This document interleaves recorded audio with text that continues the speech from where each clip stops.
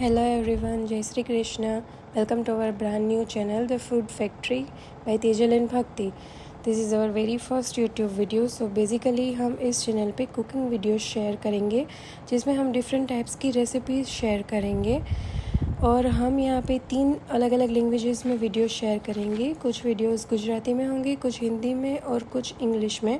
So let's start by our first recipe. और ये recipe रहेगी गुजराती में क्योंकि ये काठियावाड़ी रेसिपी है जिसका नाम है लापसी।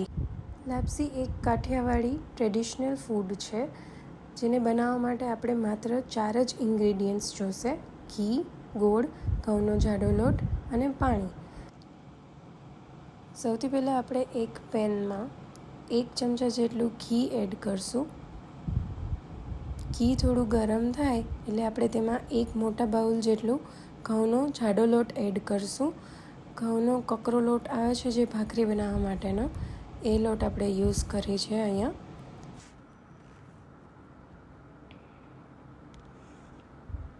હવે આપણે લોટને એકદમ જ ધીમી આંચ પર 15 થી 17 મિનિટ શેકી લઈશું જેથી આપણો લોટ એકદમ સારી રીતે શેકાય અને બળે પણ નહીં। જેમ લોટ શેકાશે એમ તેનો કલર ચેન્જ થઈને લાઇટ બદામી જેવો થઈ જશે। જો તમે જોઈ શકો છો અહીંયા આપણો લોટ એકદમ જ સારી રીતે શેકાઈ ગયો છે। હવે આપણે લોટને એક પ્લેટમાં કાઢી લઈશું। ત્યારબાદ એ જ પેનમાં જે બાઉલથી આપણે લોટ લીધો હતો એ જ બાઉલથી આપણે 3/4 કપ જેટલું પાણી એડ કરીશું। ત્યારબાદ આપણે તેમાં 1 ચમચા જેટલું ઘી એડ કરીશું અને પાણીને ઉકાળવા માટે 1 મિનિટ ઢાંકણ ઢાંકી દઈશું। પાણી ઉકળી ગયું છે। હવે આપણે તેમાં શેકેલો લોટ એડ કરીશું।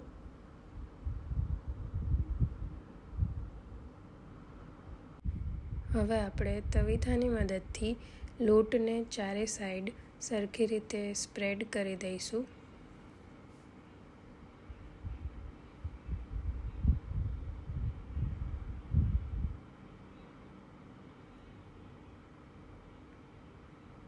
અને 1 મિનિટ માટે આપણે ઢાંકી દઈશું। હવે આપણે લાપસીને આ રીતે ઊભા તવીથાથી મિક્સ કરી લઈશું જેથી આપણી લાપસી શીરો ના બની જાય।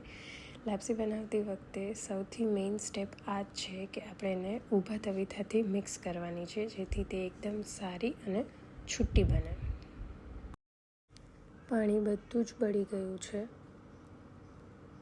તમે જોઈ શકો છો આપણી લાપસી એકદમ જ છૂટી બની ગઈ છે। હવે આપણે ચાયણાની મદદથી લાપસીને ચારી લઈશું જેથી આપણી લાપસી એકદમ જ પાવડર ફોર્મમાં રેડી થઈ જશે। તમે આમાં વલિયાળી પાવડર પણ એડ કરી શકો છો, એ ઓપ્શનલ છે। હવે આપણે લાપસીને મિક્સ કરીશું। તો જે લોટ શેકીને રેડી કર્યો છે એ મેં અહીંયા 3 મોટા ચમચા જેટલો એક બાઉલમાં એડ કર્યો છે।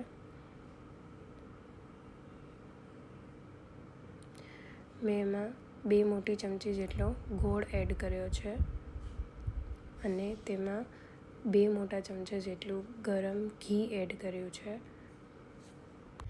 જેટલું ઘી વધારે હશે એટલો જ લાપસીનો ટેસ્ટ સારો આવશે।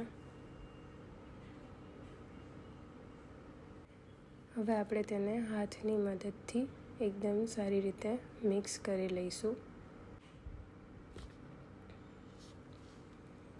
તો તમે જોઈ શકો છો આપણી લાપસી એકદમ જ પરફેક્ટ રેડી થઈ ગઈ છે। Stay tuned for more delicious recipes. Thank you for watching.